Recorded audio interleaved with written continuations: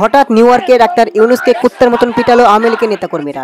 দর্শক বন্ধুরা, এই মুহূর্তে ডাক্তার ইউনূসের অবস্থা কিন্তু খুবই খারাপ। দর্শক বন্ধুরা, বিস্তারিত জানতে ভিডিওটি না টেনে সম্পূর্ণ দেখুন।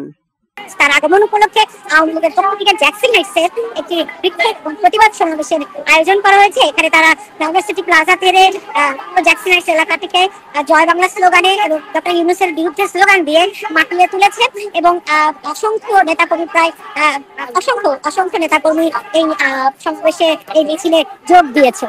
বাংলাদেশের অন্তর্বর্তীকালীন সরকারের প্রধান উপদেষ্টা অধ্যাপক মোহাম্মদ ইউনূসের আগমন উপলক্ষে উত্তেজনা বিরাজ করছে যুক্তরাষ্ট্রের নিউ ইয়র্ক শহরের জ্যাকসন হাইটসে। শেখ হাসিনার তরফ থেকে, আওয়ামী লীগের তরফ থেকে বারবার দাবি করা হয়েছে এবং এখনো হচ্ছে যে তিনি পদত্যাগ করেননি। শেখ হাসিনা। আসসালামু আলাইকুম সম্মানিত দর্শক বন্ধুরা, এইমাত্র যারা দেশ ও দেশের বাইরে থেকে আমাদের এই ভিডিওটি দেখছেন তাদেরকে আন্তরিক শুভেচ্ছা এবং অভিনন্দন। দর্শক বন্ধুরা, অন্তর্বর্তী সরকার ডাক্তার মোহাম্মদ ইউনূস সহ বাংলাদেশের কিছু রাজনৈতিক নেতাকর্মীরা গত 2 দিন আগে নিউ ইয়র্কে গিয়েছিল এবং নিউ ইয়র্কে যাওয়ার পর আজকে কিন্তু গণধোলাই খেয়েছে ডাক্তার ইউনূস আওয়ামী লীগের নেতাকর্মীর কাছে। দর্শক বন্ধুরা, এই মুহূর্তে কিন্তু ডাক্তার ইউনূসের অবস্থা খুবই খারাপ। দর্শক বন্ধুরা, মৃত্যুর সাথে পাঞ্জা লড়ছে ডাক্তার ইউনূস। তো দর্শক বন্ধুরা, আওয়ামী লীগের হাতে গণধোলাই খেয়ে এখন বর্তমান কি অবস্থায় রয়েছে ডাক্তার ইউনূস, সেই ভিডিওটি আমাদের আজকে মূল বিষয়। আর দর্শক বন্ধুরা, মূল বিষয়ে যাওয়ার আগে আপনাদের কাছে একটি ছোট রিকোয়েস্ট থাকবে যে প্রতিনিয়ত আপডেট নিউজ পেতে অবশ্যই আমাদের চ্যানেলটি সাবস্ক্রাইব করে পাশে থাকা বেল আইকনটি বাজিয়ে দিবেন। তো দর্শক বন্ধুরা, আজকে আর বেশি কথা না বাড়িয়ে আমরা মূল ভিডিওতে আগে দেখে আসি বর্তমানে ডাক্তার ইউনূসের এখন কি অবস্থা। বাংলাদেশের অন্তর্বর্তীকালীন সরকারের প্রধান উপদেষ্টা অধ্যাপক মোহাম্মদ ইউনূসের আগমন উপলক্ষে উত্তেজনা বিরাজ করছে যুক্তরাষ্ট্রের নিউ ইয়র্ক শহরের জ্যাকসন হাইটসে।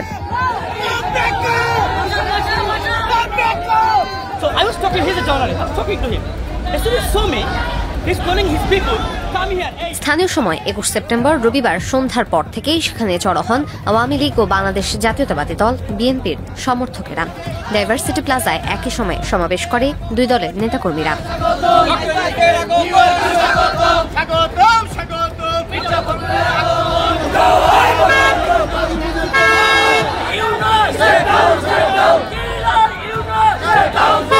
স্লোগান পাল্টা স্লোগানে উত্তাল হয়ে ওঠে এলাকা। দুই দলই স্লোগান দিয়ে জ্যাকসন হাইটস এলাকা প্রদক্ষিণ করে।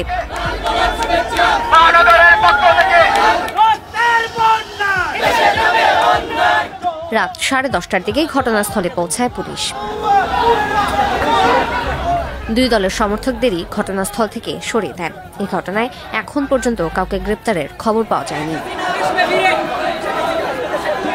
আর কয়েক ঘন্টা পরে নিউ ইয়র্কে অবতরণ করবেন বাংলাদেশের প্রধান উপদেষ্টা ডক্টর মোহাম্মদ ইউনূস। তার আগমন উপলক্ষে আওয়ামী লীগের পক্ষ থেকে জ্যাকসন হাইটসে একটি বিক্ষোভ প্রতিবাদ সমাবেশের আয়োজন করা হয়েছে। এখানে তারা ইউনিভার্সিটি প্লাজা থেকে জ্যাকসন হাইটস এলাকা থেকে জয় বাংলা স্লোগানে এবং ডক্টর ইউনূসের বিরুদ্ধে স্লোগান দিয়ে মাটিয়ে তুলেছে এবং অসংখ্য নেতাকর্মী প্রায় অসংখ্য নেতাকর্মী এই সমাবেশে এই মিছিলে যোগ দিয়েছে।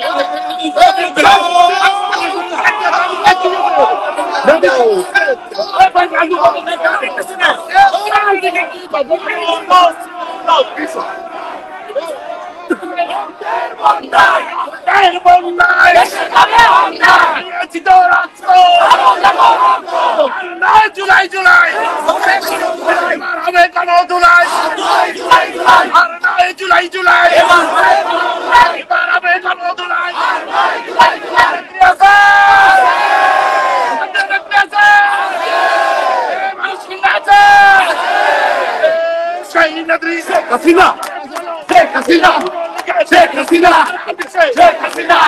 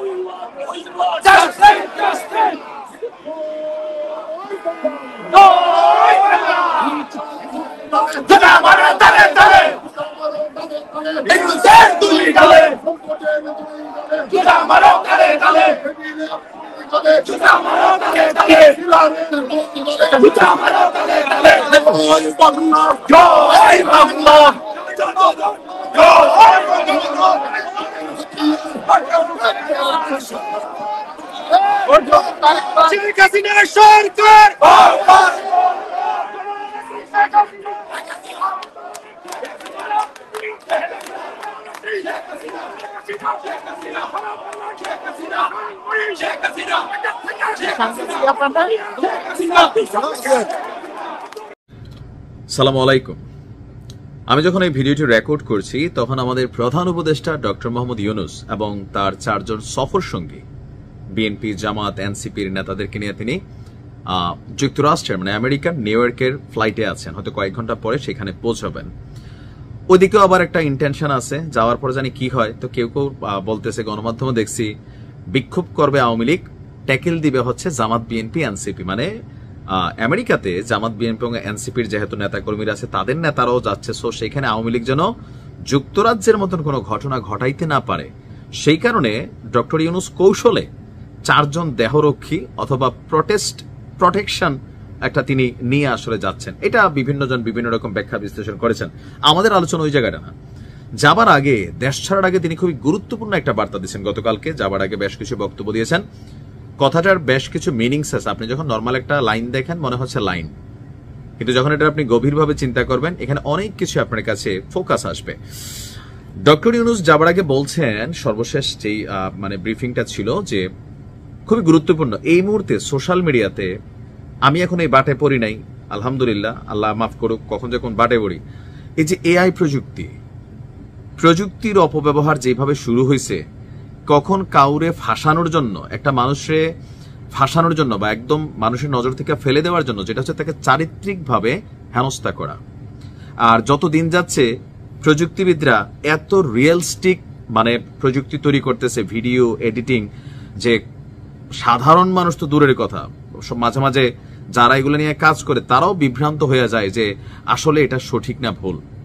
নিশ্চয়ই বুঝতে পারছেন। তা আমরা কথা বলছি এই কৃত্রিম বুদ্ধিমত্তা নিয়ে সারা পৃথিবীতে পজিটিভ যেমন আছে, বাট যারা বিজ্ঞানী, বড় বড় বিশ্লেষক, মনীষী, তারা বলতেছেন এই কৃত্রিম বুদ্ধিমত্তা একদিন মানুষের সর্বনাশ করে ছাড়বে। মানুষ যেভাবে কৃত্রিম বুদ্ধিমত্তার উপর ডিপেন্ডেন্ট হয়ে যাচ্ছে।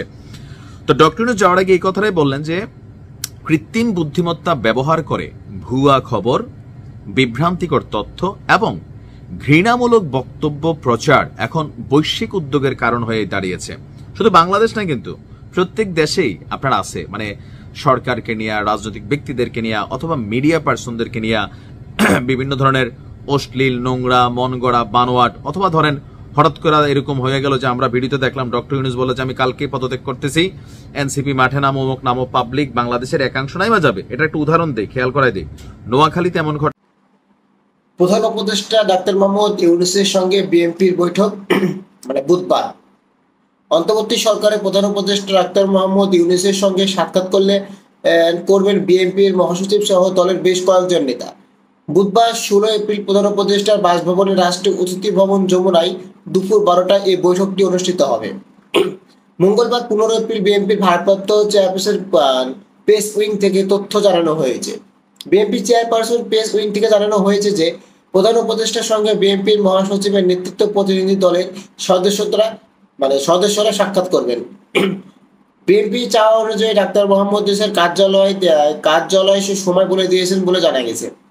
দলটির নেতারা জানিয়েছেন বুধবারের বৈঠকে জাতীয় নির্বাচনের জন্য সুনির্দিষ্ট রোডম্যাপ এবং নির্বাচন ঘিরে বিভ্রান্তি দূর করা নিয়ে আলোচনা হতে পারে। এছাড়া নির্বাচন নিয়ে সরকারের মনোভাব কি তা স্পষ্ট করার চেষ্টা হতে পারে। একই সঙ্গে দেশের বর্তমান রাজনৈতিক পরিস্থিতি নিয়ে কথা বলতে চান নেতারা। পরদিন সরকার ইস্যুতে জাতীয় ঐক্যমত্য কমিশনের সঙ্গে বৈঠক করবেন বিএনপি। এছাড়া বৃহস্পতিবার 17 এপ্রিল বেলা 3টায় ঐক্যবদ্ধ হয়ে কমিশন অনুষ্ঠিত হবে।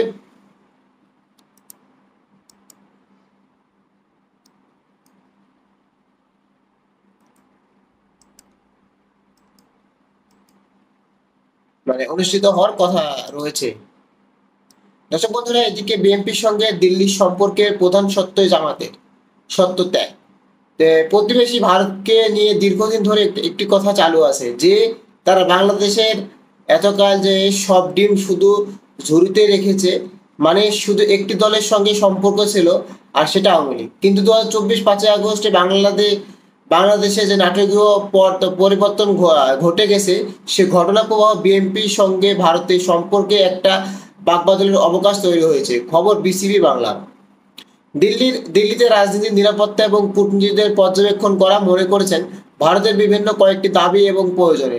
যদি বিএনপি ইতিবাচক সাড়া দেয় তাহলে ভারতের দিকে থেকে বন্ধুত্ব এবং সহযোগিতার হাত কোনো অসুবিধা থাকার কারণ নেই।